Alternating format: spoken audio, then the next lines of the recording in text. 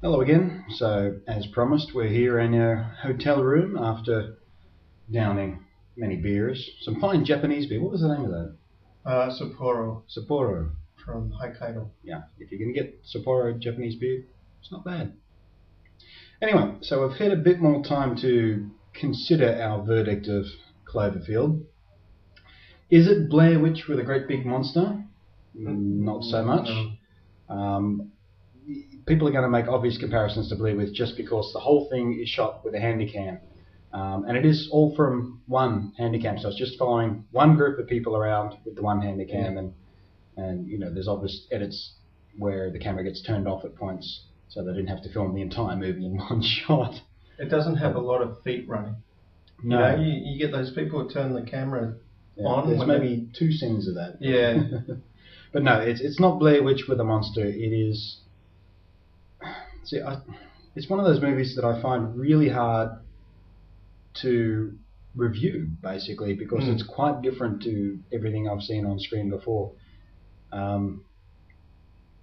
It's a survivor story. It's basically following these group of kids who are at a party saying goodbye to their friend who was off to Japan for work and stuff, and then crap starts going down and the monster starts destroying the city. You don't really get a really good look at the monster throughout the film. There are a couple of shots where you get to see what the monster looks like, obviously, but it's not about the monster at all. The monster. It's about these guys just going out of their brain with fear and not having any clue what's going on. Literally, it's a 8 hour snapshot of these guys from like party to end. From like, it starts 20 minutes before crap starts exploding. So you get a little bit of background of everybody, but only a smidgen.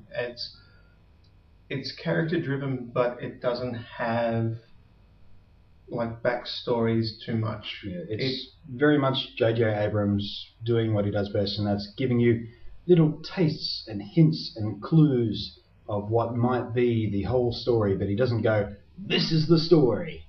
Yeah, so it's different because it doesn't have a soundtrack, like at all. No music. No music, but I have to commend the sound engineering in this is freaking awesome. Yeah. This film does not work without a surround sound system. Yeah, see this in a decent cinema with a good sound system. I know I said this about Transformers as well, but it's really true. This is the level of bass and from the explosions and the stomping and all that sort of stuff. It's incredible. It's a whole element of the film which has to be enjoyed because unlike Transformers or any big blockbuster film, the sound is the character of the film because the video isn't that good, and that's done on purpose. So you're trying to work out. Also, don't sit at the front of the cinema. No. When we saw Alien vs Predator Requiem, and you can catch the review on that on thecoolshot.net, free plug, we got a 2-minute preview of Cloverfield, and we were sitting right in the front of the cinema in a CMAX cinema, so a huge screen. Yep. And it literally made my eyes hurt. I had to look away from the Cloverfield trailer. But this time we were sitting further back in the cinema in the reserved seating for press exclusive people guys. At the party. Yes. And it didn't bother me at all. It's still shaky and frenetic, and the editing is a bit jarring at times. But it didn't make me feel motion sick. It didn't make my eyes hurt or anything like that, like I was afraid it was. So it's actually pulled off quite well, surprisingly well, actually. I think it's going to be very much down to the cinema you see it in and where you see it. This film is going, unfortunately, probably work better for a lot of people on the small screen because you'll be able to see what's going on a lot more. Sit at the back of the cinema. Make sure you can see the edges of the screen. Yeah, don't let it fill your field of vision because you might get a little queasy because it does move a lot. Now the monster which has been, people tried to leak all over the place. Yeah, this is the biggest mystery, the lead up to it. You know, what is the monster? Who is the monster? Is it Godzilla? Is it Cthulhu? Is it, I was really hoping for Cthulhu for a long time there. I'm glad it isn't. It's different.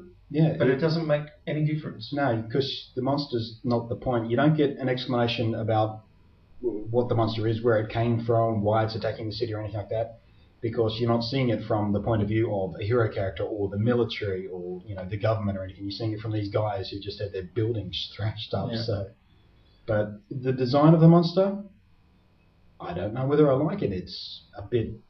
It's bizarre. It's a bit different. It's a sort of a mix between a crocodile and a pterodactyl without wings and a monkey, and strange.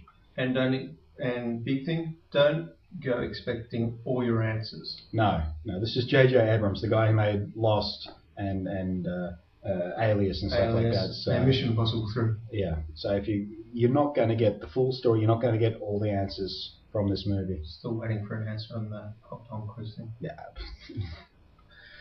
I worship a space alien.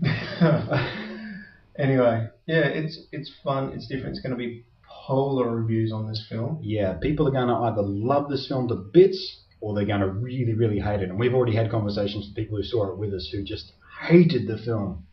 Others which really liked it. Yeah, and we've gotten messages from other people who saw it up in Sydney saying they loved it to bits. So it's going to be an interesting one to watch the reviews coming in.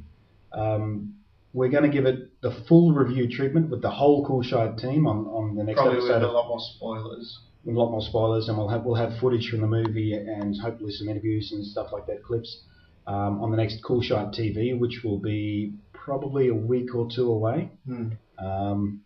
But yeah, this is just a little teaser, a little mini review, a little first impression after we've had a moment to think about, because it takes a while to sink in, this movie. It really does. It's different. It's an experience, and you may like it or you may not, but you definitely, all I've got to say is the first thing that came to mind is this is technically great for what it does. Yeah, it uses the handheld camera very cleverly. It looks like just a guy who's running around not knowing what he's doing with the camera, but you still see all the really important bits, and the framing sometimes accidentally looks really professional. So it's really interestingly shot. But anyway, until the full review, for now I'm going to say go see the movie, because you can't knock it until you see it, and you can't love it until you see it, so you'll never know.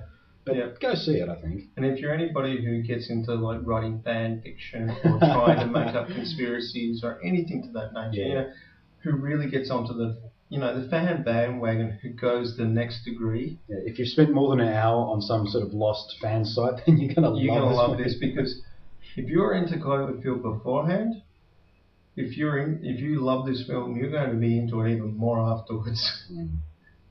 So yeah, check it out. Nothing else? No, Nothing else. It's cool. Catch you next time.